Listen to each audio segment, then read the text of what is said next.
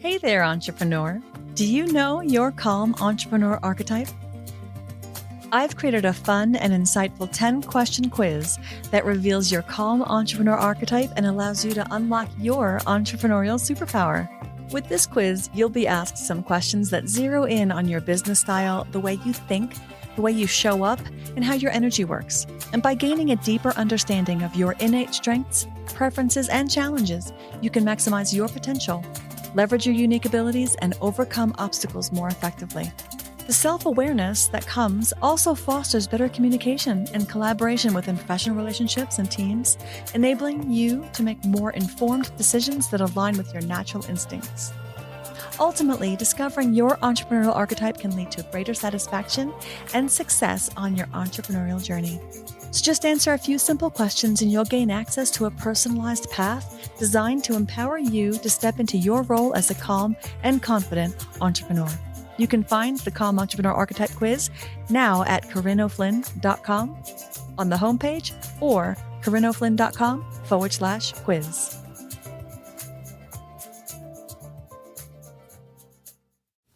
Hey there!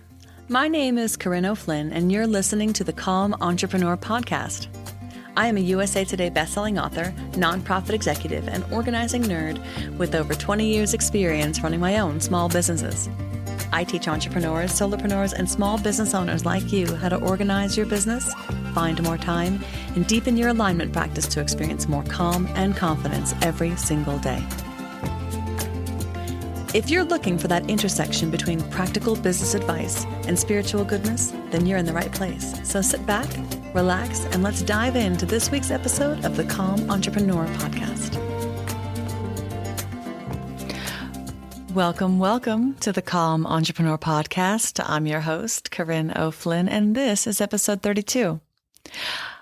I'm really excited to dive into today's topic because it's one of those things that I think we take for granted, we don't think enough about, and that's how our energy is impacting the way we use our time and how that impacts our productivity. And I would like to talk to you about optimizing your productivity by managing your energy and not necessarily focusing on time.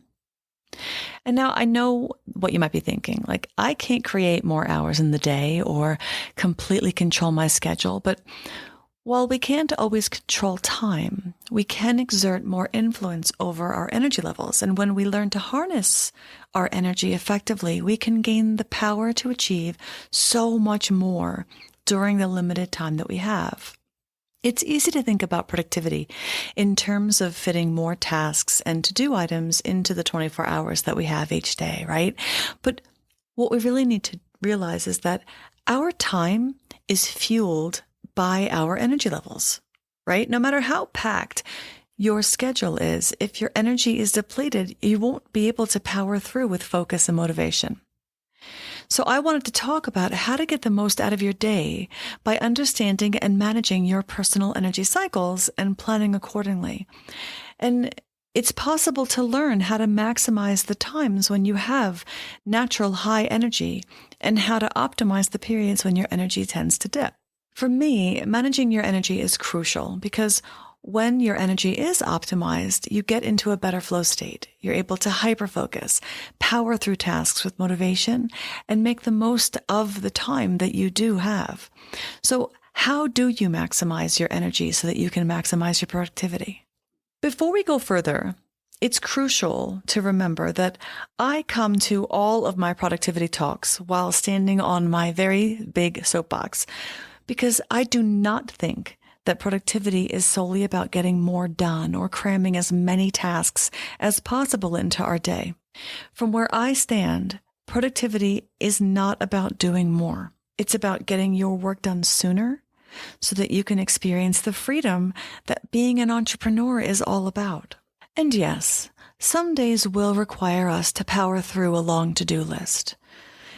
In general, being truly productive, though, is about working smarter and more efficiently. We want to streamline our efforts so that we can complete important work quickly and then focus on everything else that matters in our life. Right? This is our family, our friends, our fun, our passion projects, our hobbies, rest, and our health. And my aim, and the aim of the Calm Entrepreneur business, is to help you work at your highest level during the hours that you choose to devote to your business. Because at the end of the day, success is not about finding work-life balance. That's another soapbox I've got. I don't think it's a possible thing, especially for women, right? I don't think that work-life balance exists. I believe that we need to find that path toward truly integrating your life and your work so that you can do what you love and live a life of freedom with energy and intention. So in this episode, I'm sharing energy management strategies to help you make the most of your workday while still prioritizing your overall well-being, because you are a whole person living a whole life while running a whole business. And I believe that it's possible to do it all. I think it's possible for all of us to do it all. And I think that it looks different for each of us, and it should. We are not robots. We do not work the same way as each other. And I think that one of the things that drew me to doing all this work of the Calm Entrepreneur is to try to help all of us identify the places where what we do is our own. It's not following what the pack is doing. Are there tactics and strategies and things that all of us have to do in order to run online businesses today? Yes. But that doesn't mean we have to do it all in the same way, in the same time, in the same fashion, with the same energy. We just don't. It's not possible. And I think that that is the path to burnout. I think it's the path to dissatisfaction, and it's the path to losing the vision of what's possible, because it's discouraging, because when you're trying to fit yourself into a hole that you're not, like the square peg round hole cliche, when you're trying to fit yourself into a business model that does not work for you because everybody else says this is how it's done, it's just a recipe for disaster. And, ask me how I know. Like, I am here speaking to you after coming out of a years-long burnout, that the way that I got back to life was through the foundational, simple, like ABCs of time management and productivity and energy and focus. So, okay, I didn't intend to go on to my soapbox, but there you have it. I want to talk to you about optimizing your productivity by managing your energy and not just managing your time. And the first step to getting there is understanding your energy cycles. Gaining an in-depth understanding of your unique energy cycles is crucial for being able to optimize your productivity throughout your day. And this requires dedicated, focused time to tuning in to natural ebbs and flows of your energy. And the simplest way that I recommend that you start this is by keeping an energy journal for at least one full week. And this really isn't one of those like every 30 minutes and, it's this crazy tracking system. It really doesn't need to be complicated at all. Set reminders on your phone or on your calendar to check in with yourself and record your energy levels 3 to 5 times a day. 3 times a day minimum, morning, afternoon, and evening. And on a scale of 1 to 10, rate your energy level, with 10 being extremely high energy and 1 being completely drained and exhausted. And next to your note on the number that you've assigned for that time period, add some information about what specific activities you're engaging in during each check-in and any other context clues that can impact your energy at that time, so that you can know going backward, right? When you look back over your journal, you want to be able to understand exactly what was going on.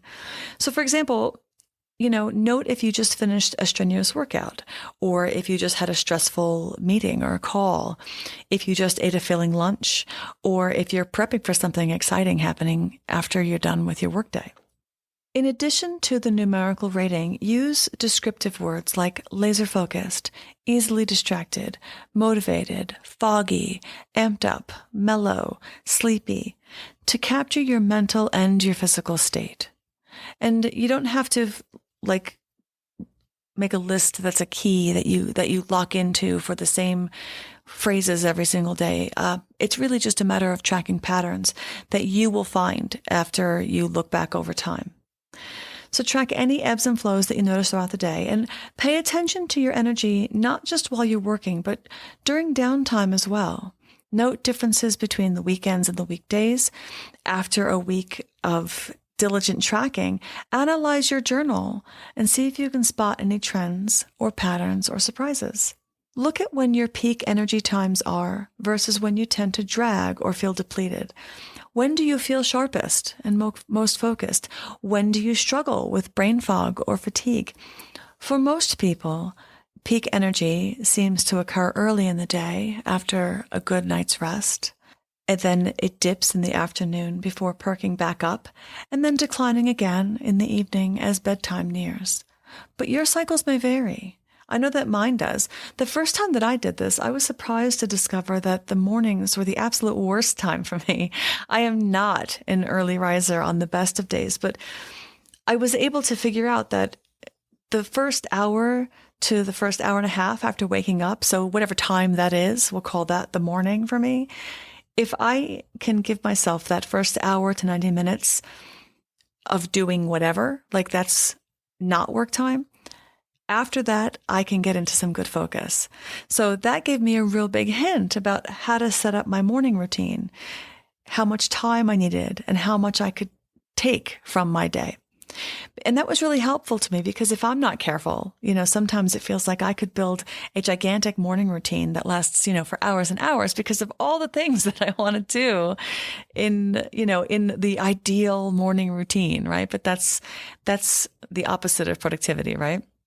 But I was surprised to really be able to identify that I'm useless in the first hour after I wake up, no matter what time that is, no matter how well I slept or didn't the night before. So giving myself at least an hour from the moment my feet hit the floor in the morning until I sit down at my desk has really allowed me to build a steady morning routine so that I was able to ramp into my workday. And it's been really something because I was not expecting that when I started looking at my tracking. And so while a week is a good starting point for tracking, consider doing it for at least 2 to 3 weeks if you can account for that. And this gives you more time to stretch over and watch for patterns. This also allows you to see for differences over the weekends instead of just a single weekend. You also might have some vacations or days off or super duper busy periods in there. So the goal is to gain insight, right? We want to find out what your natural rhythms are so that you know how to plan your days around your ebbs and flows. And this is really a self-awareness tool, right? And self-awareness is power. This helps you manage your time, which then helps you manage your tasks.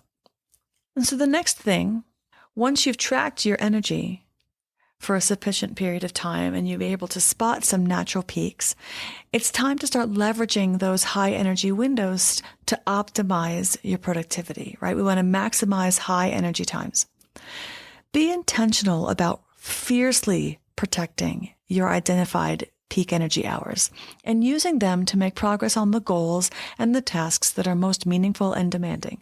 So for example, if your energy journal revealed that your focus and motivation surge between 10 a.m. and 1 p.m., start blocking off big chunks of this time and batching your tasks, right? Choose the most challenging things or the most creative demands that have to happen in your goals and schedule them during those times. And guard your mental energy during these windows like it's your most precious, non-renewable resource, because in many ways, that is exactly what it is. Allow for no distractions. Allow for no unnecessary obligations to encroach on these blocks. Let your people know that you're going to be heads down working on your stuff. Turn off notifications, close your door, silence your phone, whatever you must do to preserve this precious time. Channel your surging energy into tackling complex assignments, right? You want deep strategic thinking. These are solving tricky problems. This is where brainstorming should be scheduled. This is mapping out detailed plans or finally making headway on your biggest goals. Don't let meetings, emails, people dropping in derail you, right? This is your power time. And label it on your calendar. This is like power hour or whatever it is that really resonates with you, and use it accordingly. Think of your high energy hours as the time when your brain is firing most powerfully, right? Your ability to hyperfocus and enter a state of flow will be at its peak. This allows you to get into a groove, which you can then produce your highest quality work most efficiently. There's no need to overschedule yourself, right? Don't pack everything into these power hours. You're not going to need to, because you're going to have more of these power hours in your day and in your week, because now you understand where you're operating at peak performance, right? So don't overschedule. Don't multitask, right? This is batching. Think batching during these blocks, right? We have time blocking now, and now we have time or task batching. Focus intently on one priority at a time and watch your productivity skyrocket.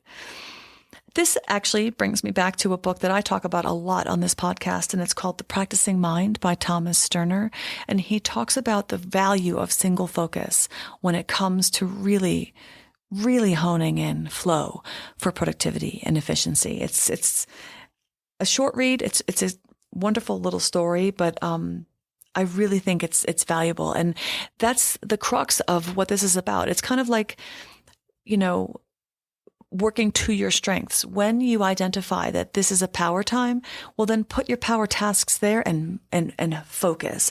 And if you block everything else out and all you have to do is this thing and your body is ready for the thing, like, think about how powerful that is. It's a wonderful, wonderful opportunity to really make the most efficient use of the time that you choose to dedicate to your work. This is the same way that athletes have their main training and competing times where they give 100%. You need to view your peak energy windows as your performance time, right? Go into it knowing that your mind will feel clear. You will feel focused. You'll be primed for progress, and channel this mental energy into whatever one or two big rocks need your best work, right? And the key there is the things that need your best work, because you'll be amazed at how much you can accomplish when you really do harness these power times. And the converse is also true. Like, during lower energy times, you can then catch up on busy work tasks like meetings and emails and admin and calls. And, then you're not wasting your lightning bolts of peak mental energy on the low value work. Which is not to say that those things don't need to be done. Like, yeah, we all need to check in on our social media and do our email work and, pay the bills and do all the things. But we don't need to do that during our peak lightning bolt brain time, right? So protect the surges and invest them only into your most important goals and priorities to get massive leverage from your efforts. And then structure your days to take full advantage of your power hours and your low time. The other thing that I want you to pay attention to while you're tracking is managing your diet for sustained energy. And I'm not going to give you dieting tips and tricks. I want you to pay attention to what you're doing. The food and the drink that we put in our bodies have a huge impact on our energy levels throughout the day. So to optimize your productivity, we need to be more intentional, many of us do, about fueling ourselves in a way that provides steady, sustained energy, right? So that includes eating frequent small meals, if that works for you, snacking on good stuff, using whole foods, all those, all the good things. But the most important thing is to track it on your energy tracker to see if this heavy meal caused food coma, if this thing really energized you, if you prefer this kind of a snack over that kind of a snack, because paying attention to how the different foods make you feel and avoiding the ones that cause crashes, avoiding the ones that cause brain fog or make you feel sleepy. Be strategic with everything that you put into your body, but also track it on your energy journal to see what happens for you. Like, I am not one of those people who is impacted by caffeine, for example. I think that's because I drink it, like, I mainline it all the time. I'm like a professional tea drinker, and I love caffeinated black tea. I can have tea all day long, and it doesn't cause me to have jitters. It doesn't keep me up at night. It's just one of those things. I think it's just part of my makeup. I've been drinking tea since I was a kid. So for me, I don't even factor tea. I would factor in a lack of tea in, like, maybe I'll have a headache from a caffeine withdrawal. So maybe there's something that I have to work on. But I'm not here to tell you what to do with your food and drink intake. I'm asking you to track how what it is that you are doing is impacting your energy. If it is, like, how is it? So, because once we see things, then we can make changes for the things that aren't doing what we want to do.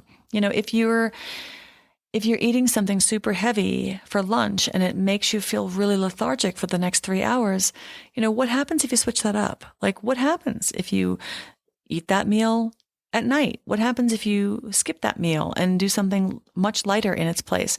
What does that do to your focus? What does that do to your energy? Because once we start tracking, then we can start tweaking. And because we're tracking, we're now getting data that we can then act on. So fueling your body the right way for you takes thoughtfulness, right? And when you eat in a way that optimizes your energy, you'll be amazed at how much more motivated and focused and productive you feel throughout your busy days, right? So don't underestimate the power of the fuel, right? The food and drink that you're taking in and its impact on your productivity and your energy levels and the patterns that you get to see now that you start tracking. So now that we've talked about managing your peak energy times, let's discuss how to effectively manage the energy dips that are going to occur. We all have them every single day. So when you notice that your energy levels take a nosedive, the first thing to do is to reflect on potential causes. Low energy could stem from not getting enough sleep, being overly stressed. It could be burnout. It could be boredom, inactivity. It could be dehydration, or it could be that you ate something that you shouldn't have eaten for lunch. So tune into your body for clues on what is zapping your fuel, right? What is making you feel depleted? And while you can't avoid occasional energy dips altogether, you can minimize the frequency and intensity of them, through shifting your habits, right? Like maybe you get more sleep. Like that was one of the things that I noticed for me. I need like 8 to 9 hours of sleep a night. And if I don't get like that much sleep, I'll be good for like 3, 4, maybe 5 days, but then I will have like a huge unproductive day followed by like an 11-hour night. Like I have to have sleep. And it's terrible because it makes me feel like I'm lazy in some ways. Like I am a recovering napper. Like I have been trying to not nap during the day in favor of trying to ascertain how much sleep I actually need. And it's been interesting because I do need the rest that I need. And if I don't get the 8 to 9 hours at night, I'll have a dip in the afternoons. And luckily for me, like a 25 minute nap will do it for me. But before my burnout happened, which was over the last several years, before that happened, I was like scheduling my entire day around my napping because my napping was starting to take hours. And it was like, why is this going on? I didn't really have any kind of awareness of it. I knew that I was like, well, you know what? This is just how it is. I just need to sleep right now. But I wasn't paying attention to the fact that like the longer naps that I had, the longer I stayed up in the second half of my day, the later I went to bed, I was still getting up with kids and doing stuff in the mornings. And so I was just cutting into all of my rest. So, I mean, it sounds really simple when I explain it like that, but in the moment, it wasn't something that was apparent to me. And so once I started really paying attention and started tracking all the things that I was doing, I was like, oh my gosh, like anybody observing me from the outside, like watching me would be like, it would take them like 2 days to say, hey, Corinne, like, hold up, like what's going on here? But when you're in the thick of it and when you're just kind of trying to get by, you don't see it and it's not as apparent. So there really is something to be said about tracking this. So when you hit an afternoon slump, right, or exhaustion sets in, I want you to view it as a sign that you need to take a break and recharge pronto. It needs to happen right now. And I don't want you to ignore fatigue and I don't want you to force yourself to power through because that really just prolongs the dip. It's just one of those self-fulfilling, downward spirals. Instead, force yourself to get away from your desk, right? Close your laptop, engage in something else for 10 to 15 minutes that will revive you. For me, a lot of times that's stepping outside into the fresh air. Sometimes it's doing jumping jacks if it's raining outside and I need to get moving. You can go for a walk, you can do some stretching, do some deep breathing, you can meditate, listen to uplifting music, have a little dance party in your office. You can find protein snacks. Maybe it's your blood sugar that's needing a boost. Or you can nap, or you can call a high energy friend to kind of get you over the edge. But set your timer, right? Do that for 15 minutes max. And then return to your work feeling that energy boost renewed, because whenever possible, when you schedule tasks during your energy dips that require less intense focus, right? Like we talked about, returning phone calls, doing emails, reviewing documents, and you save your deep work for when your energy returns to normal, you're going to find that even in the low periods, you're making the best use of your time, right? And the other side of that is don't wait for the dip, right? Be vigilant about taking regular breaks to avoid reaching complete exhaustion. Use tools like website blockers or phone timers, apps that can remind you to take a break every hour or hour and a half. Or if you use the Pomodoro method, that has a built-in mini break, right? It's 25 minutes on, 5 minutes off, 25 on, 5 minutes off. And the 5 minutes off doesn't really allow for much of a break, but you can get out of your chair and you can, do some moving or get a drink of water. But the key here is during the low periods, staying chained to your desk is really going to add to the drain. So pay attention to that when you're doing your tracking. So by tuning into the fluctuations in your energy, you can mitigate the impact of the dips, right? We all have to accept that they're going to happen. But when you have a plan to recharge the moment you feel it happening, and getting consistent about that and recognizing the drops early, you'll be proactive and you'll prevent them from sabotaging your productivity. Because again, this is not about working. This is about getting the things that need to get done in a day done and then being done for the day, right? So how do we get all the things we need to get done in a day without spending 15 hours at our desk, right? That's the goal. Don't fall into the trap of grinding when you're exhausted. At the end of each workday, right, consciously shift into relaxation mode. You can do relaxing activities that bring your stress levels down. You can set a bedtime, which is something that I so badly want a bedtime. I wish I had a bedtime, but I just don't. And this is because of my rest cycle. I need enough rest, period, full stop. So if I go to bed late, I sleep in, so my day starts later. And, one of those things, my kids are on the same kind of a thing. And they come down and they're like, oh, I just fixed my sleep cycle. Wake me up at this hour. Because it is a slippery slope, because you could start, becoming nocturnal, which is not my natural state. But I definitely am not an early morning riser. So getting on a regular sleep schedule, if you don't have a bedtime, winding down 2 or more hours before bed with a buffer period, right? And this is all those good things, like don't eat anything in the hours before bed, no screens in the hours before bed.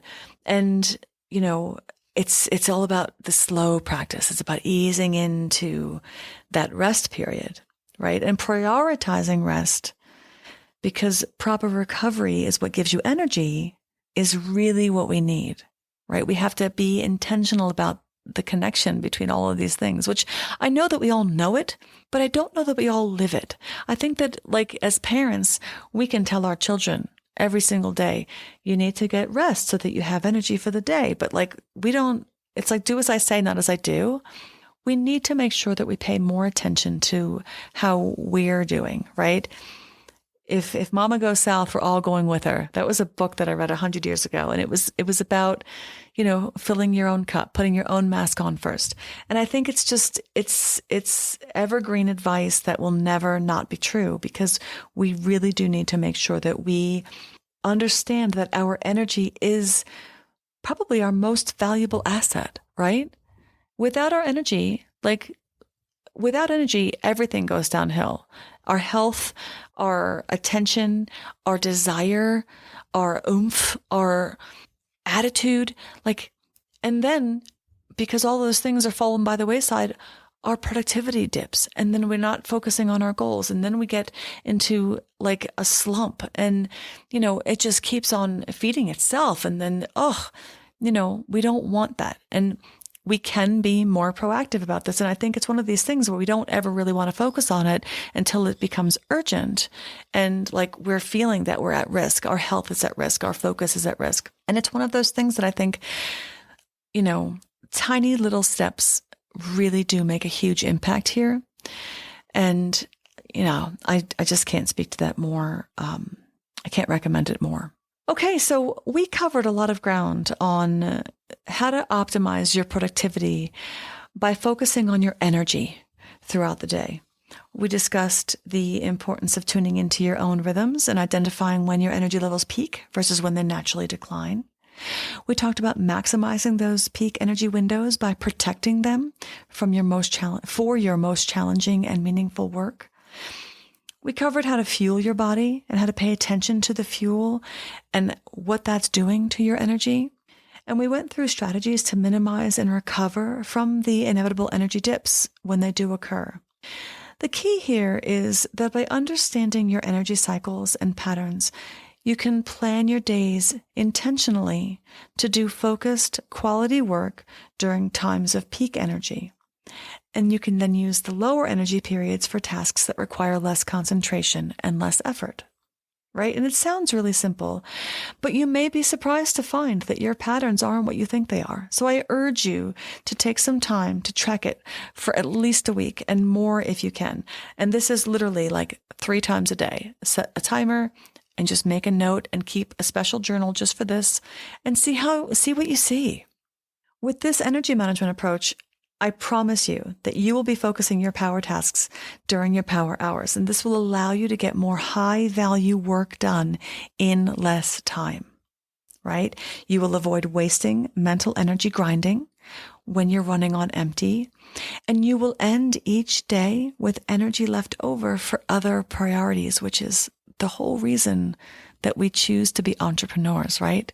We want freedom. We want to live the life that we choose. We don't want to just be chained to the desk at home versus chained to the 9-to-5 desk that somebody else owns. Like the whole point here is freedom. So we want to be able to, again, productivity. We want to focus on productivity, which is getting our work done in shorter time frames, not packing in more stuff. All right? I promise that if you track your energy, you're going to avoid wasting energy grinding when you're running on empty. You're going to maximize the power times, and you're going to thank me. This is one of those things that it's so easy and it's so simple.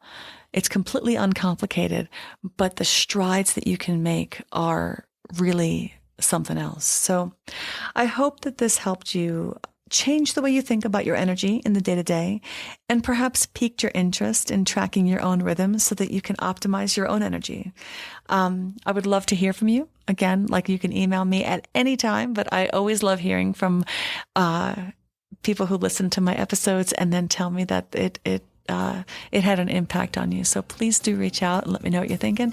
And until next time, thanks for listening. And remember, part of being a calm entrepreneur is developing the systems, habits, and know-how that lets you know that you are the one in the driver's seat for your business. You get to choose how you think, and you get to choose how you work. So you got this, my friends. Thank you for listening.